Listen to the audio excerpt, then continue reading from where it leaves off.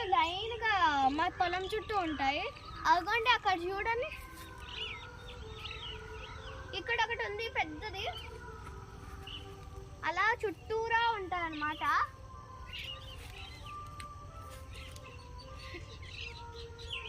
మా ఊర్లో అయితే అన్ని కూరగాయలు అవైలబుల్ ఉంటాయి.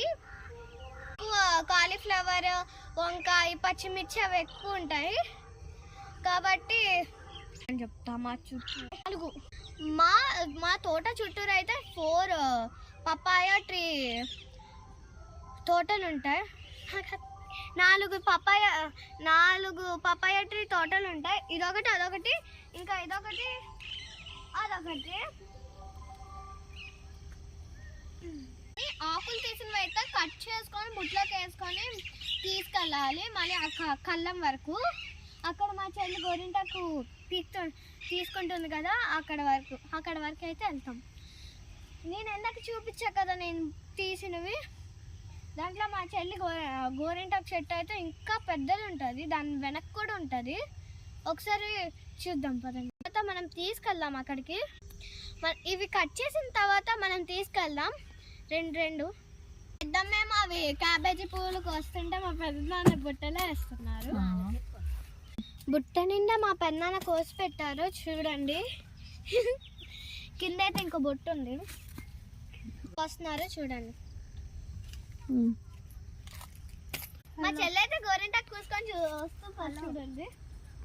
ఒక బ్యాగ్ వేసుకొని ఒక కవర్తో వచ్చేసింది. నాన్న ఫోన్ చేసి